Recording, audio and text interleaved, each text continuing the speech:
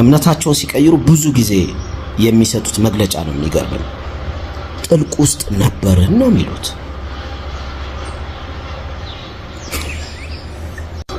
ሰላም ጤና ይስጥልኝ፣ እንዴት ናችሁ? such a beautiful day። ዛሬ ደግሞ የምንነጋገረው እምነታቸውን ስለሚቀይሩ ሰዎች ነው።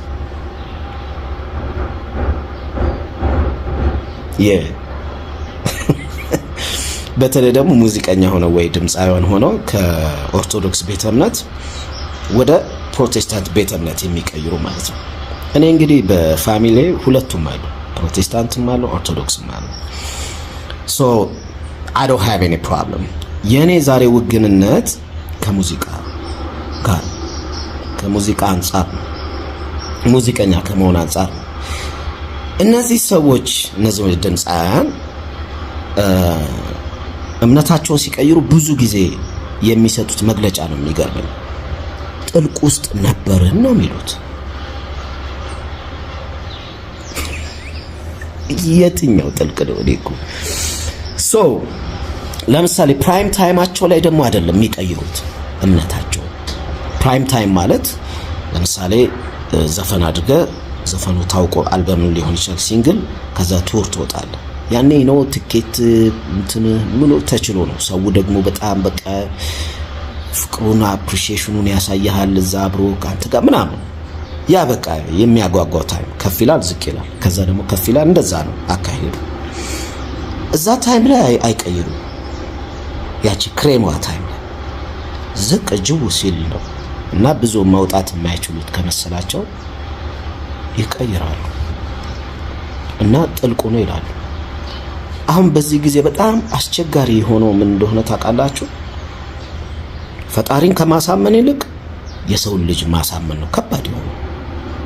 ለምንድነው? ቀይረህ ስትመጣ ሙሉ ለሙሉ ንጹህ መሆንን ምናምን ቼክ ማድረግ አለብኝ ይላል መሰለኝ እዛ የሚቀበለው ሰውዬ። ተደፈጥጧል። በፊቱ ያ ጥልቅ ነው እንደዚህ ነው ምናምን። እንግዲህ አንዳንድ ይሄ የሆነ ጊዜ ላይ የሚወራው ይሄ ሳይንቲስቶች ጋር የሚሄዱ ሳይንቲስቶች ምላችሁ ይሄ ጠንቋዮች፣ እኛ ሰፈር ውስጥ ሳይንቲስት ነው የምንላቸው እና ይሄ ሽንት አመድ ምናምን ደበላልቆ ምናምን ይገጫል። እነዛ ሳይንቲስቶች ጋር ሄደው የሚካድሙ ካሉ ኦኬ ያ ሜቢ እንግዲህ ጥልቅ አሰራር ሊሆን ይችላል አይደል? ግን እዛ አመድ ውስጥ ያለ ሰውዬ ህይወትን ተንቢዮ ይቀይራል ብሎ ማሰብ በራሱ በጣም የሚያስገርም ነው። ኤኒዌይስ እንደዛም ከሆነ ኦኬ። ዘፋኝነት በራሱ ኃጢአት ነው። የስኔ አሁን ኦርቶዶክስ እምነት ተከታይ ነኝ። ኦርቶዶክስ እምነት የሚለው ዘፋኝነት ኃጢአት ነው የሚለው ምክንያቱም መጽሐፍ ቅዱስ ላይ በ16ኝነት ተጠቅሷል። ያው ትላንት እንደተነጋገርነው ከ1 እስከ 15 ደግሞ አዳሜ ስደፈጥጩ ነው የምትዩ። ስለዚህ ሁላችንም ገቢ ነው። ንጹህ ነኝ ብናም ብሎ የሚወጣ ሰው ካለ ይገርመኛል።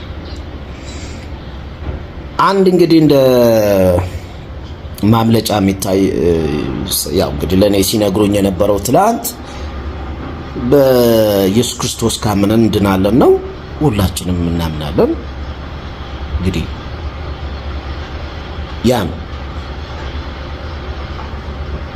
ጥልቁ አሰራር ምናምን ብለህ ግን እዛ ጋር ወዳጆችን ያሳልፍከውን ያ እምነቱን ምኑን እንትን የኖርኮን ህይወት ምናምን ፕላስ የጻፍናቸው እንደው የፍቅር ዘፈኖቹን እንኳን ተተንኮ ስንት የሚያርቁ ስንት የሚያስተካክሉ ሐሳብ ያለባቸው ዘፈኖችስ እነዛን ጽፈናል እኮ አይደል እንዴ? እርዳታ ላይ ምን ላይ ሰው ማስተባበር ላይ ምናምን ተሳትፈናል። ለሶሳይቲው የምታስተዋውቁ አለ፣ ልጆችን ኢንስፓየር አድርገናል ምናምን። ያም ሁሉ ነው ጥልቅ።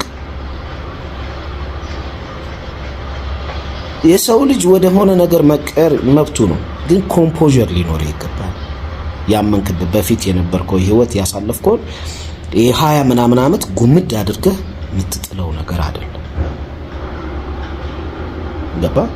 ፈጣሪም ደግሞ የነፍስን የውስጥህን የነፍስን ስለሚያይ እዛ ጋር ከሰው ጋር መታገል አይጠበቅብህም። ለማን ፕሩፍ ማድረግ አይጠበቅብህም።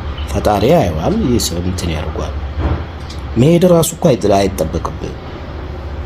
ኢንፋክት ተቀየር ያለው ብለን ማናውስ ማድረግ አይጠበቅብህም። በርን ከዘጋ አለቀ። የሚያስጨንቅህ ምናምን እንደው እንዲህ ባላረግ የምትለው ነገር አለ። እሱ ካለ እሱን ቀይረው ለብቻ መብትህ እኮ ትችላለህ። ወጥተ መደፍጠጥና ይሄ እንትኑ ማድረጉ ግን እንግዲህ የትራንስፈር ማኒ ካለው እንደዛ ካለው ማድረግሽ ችግር የለውም።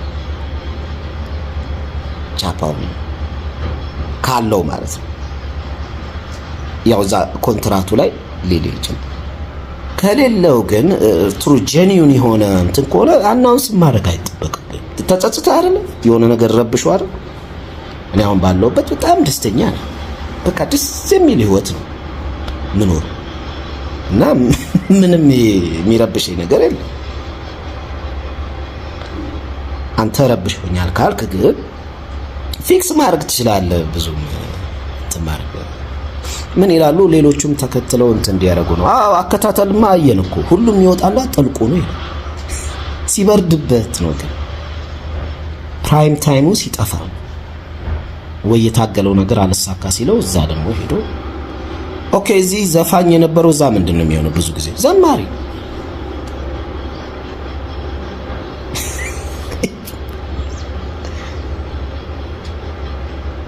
ደግሞ አብዛኞቹ ዘፈን ውስጥ የነበሩ ወደዛ ሄደው መዝሙር ሲያወጡ እኔ እንግዲህ ፋሚሊ ያለኝ አልኳችሁ ቁጭ ብዬ መዝሙር ቀጠቅጣለሁ ማለት ነው።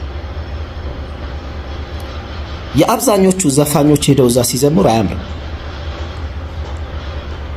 ደስ አይልም። ለምን መሰለህ? መዝሙር አሁን እኔ ዘምር ብትለኝ አላደርገው። መዝሙር ዘማሪዎቹ ራሳቸው ጸጋ ያ የመዝሙር የመዘመር ጸጋቸው ያስታውቃል። ዘፋኝ ስለሆንክ ሄደህ ብቻ መዘመራችን እንዳይመስል። እኔ አሁን ብዙ ጊዜ ሞክሬያለሁ፣ በጣም የሚሰቀጥጥ በቃ ውሸት ነው ያስታውቃል። እንትኑ ምናምን መንፈሳዊነቱ ምናምን ያ የራሱ አለ። እኔ አሁን ዘፈን ደግሞ የራስ የሚጋባብኝ የሆነ በቃ ደስ የሚል ልክክ ሲለኝ ይታወቀኛል። መዘባረቅ አያስፈልግም ለማስመሰል እዛ ጋር ምናምን ለሰው ምናምን ምን ይሰራል? ማንም ሰው የሶስት ወር ደሞዝን አይከፍልም። የፊርማ ካለው አይዶን ነው ገባ እና ነው አስቡበት ለማለት ነው። አሁን ሄዳችሁ ያው የዘባረቃችሁ ዘባርቃችኋል። ግን ከዚህ በኋላ ደግሞ ለመሄድ የምታስቡ ካላችሁ እኛ ምናየው ስፔሻሊ እኔ ማየው ሳያችሁ ማየበት መንገድ ይሄ ነው። ገብቷል? እንደዛ ነው ላለው ዋላ ሰላም ሰላም ሰላም፣ እንዴት ናችሁ? አማን ነው። ክብሩ ይስፋ የእናትና የልጁ አርቲስት አቤል ሙልጌታ ዘፈን አቁሜ ጌታዬን ነው ከዚህ በኋላ ማመሰግነው ብሏል። ደስ የሚል ነገር ነው። ምክንያቱም የነበረበት ጉዳይ ከበፊትም ፕሮቴስታንት ነው። ፔጁን ገብታችሁ ማየት ነው። ፕሮቴስታንት የነበረ ወንድም ነው። ዘፈኑን ትቶ ወደ መዝሙር መሄዱ ማንንም ያስከፋል ብዬ አላስብም። ግን ምንድነው ፖለቲካ ነው። ፖለቲካው ምንድነው ምላችሁ ከአርቲስት በአርቲስት ከሄድን ቴዲ አፍሮን የሚያክለው አለ ብዬ አላስብም። ብዙዎቹ አርቲስቶች ይስማሙበታል። ቴዲ አፍሮ ከቴዲ አፍሮ ጋር ሰጣ ገባ ውስጥ ገብቶ ነበረ። የቴዲ ደጋፊዎች ደግሞ አቤልን ይዘው ምሽክ ያረጓታል፣ ላስላስ ያረጉታል። እና ትልቁ ምንድነው አርቲስቶች ሲደጋገፉ ደስ ይላል። አርቲስቶች እርስ በርስ ሲቀናኑ ምናምን ደግሞ በጣም ይጥላቸዋል ራሳቸውን። እና ቴዲ ያለው ተቀባይነት በኢትዮጵያውያን ብቻ ሳይሆን በዓለም ዙሪያ ብዙ ቢልቦርድ ላይ ራሱ የገባ ሰው ነው ቴዲ አፍሮ በስራው ማለት ነው። እና ከሱ ጋር ብሽሽቅ የተጀመረ ነገር አለና ያ ነው ብዙ ነገሩን የአቤላን ስራውን ያበላሸበት። ቴዲ አፍሮ ጋር ባይነካካ የሱ ደጋፊዎች ላስላስ ባያረጉት በአርት ስራው ላይ ጥሩ ስራዎች አሉት ብዬ አስባለሁ አርት ላይ።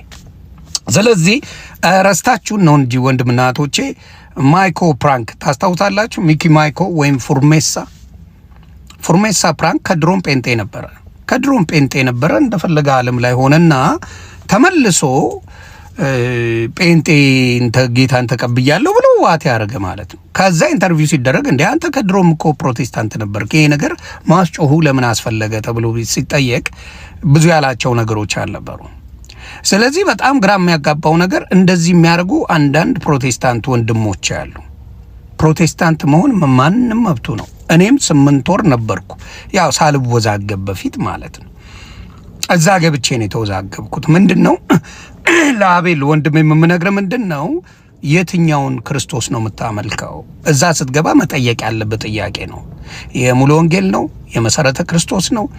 የቃለ ሕይወት ነው?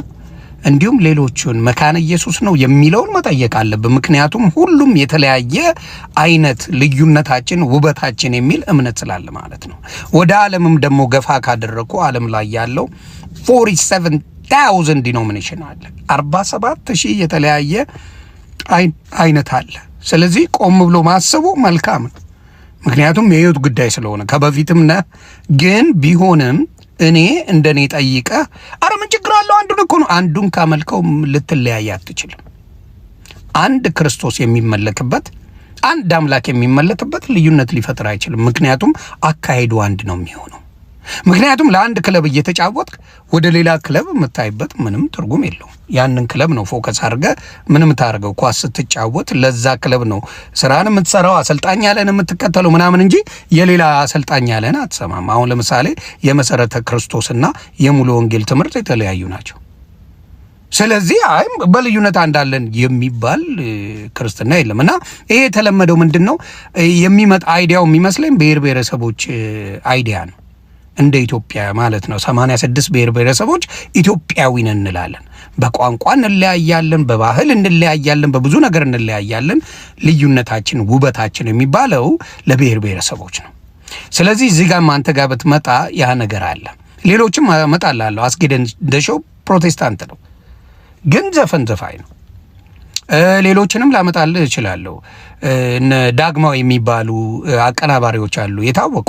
እነ ኤልያስ መልካ የሚባሉ ነፍሱን ይማረው የታወቀ አቀናባሪ። ሌሎችንም አመጣለሁ። ዲጂታ ጌናን ማምጣት እችላለሁ።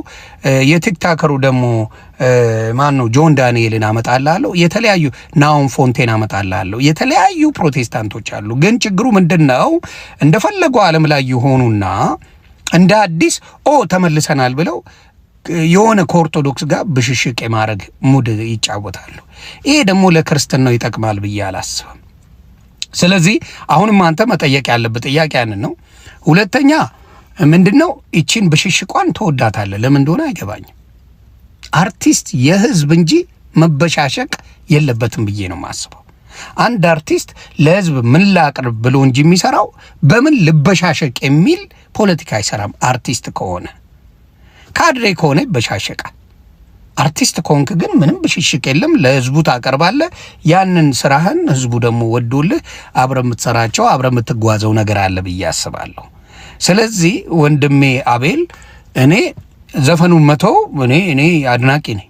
በጣም አሪፍ ነገር ነው። ምንም አልቃወምም። ዘፈንን ማቆም ዘፈን ኃጢአት ነው። ግን ዓለም በሙሉ ይቀባበለዋል፣ ኢንፎርሜሽን ይቀባበላል በዘፈን።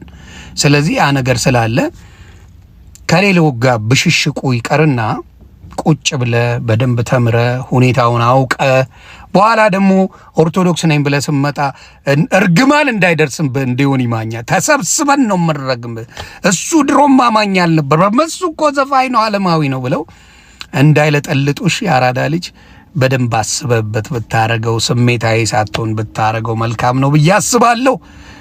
ሌላው ምንድነው ልናገር የምፈልገው ልክ ዘፋኝ ሲሄድ በጣም ጴንጤ ቤት ደስታ አለ እንዴ። የኦርቶዶክስ አገልጋይ እኮ አልሄደም። የኦርቶዶክስ ዲያቆን ወይም ትልቅ የኦርቶዶክስ አስተማሪ የሄደ ይመስላችኋል? የሚያስቁኝ ነው። ምን ያገናኘዋል? አንድ ዘፋኝ ዓለም ላይ ሆኖ ከህዝብ ጋር በስራው ፈታ የሚያደርግ ነው። ልክ የኦርቶዶክስ ዲያቆን ወይም ቄስ የሄደ ሩዋንዳ ያደርጉታል። በጣም ነው የሚያስቀኝና አንዳንዴ ይመስለኛል ከአድዋ ድል በኋላ የመጣ ሃይማኖት ስለሆነ ጩኸት ይወዳል ብዬ አስባለሁና ያቺ ነገር ስላለች ነው። ለማንኛውም አቤላ ይመችሽ። መልካም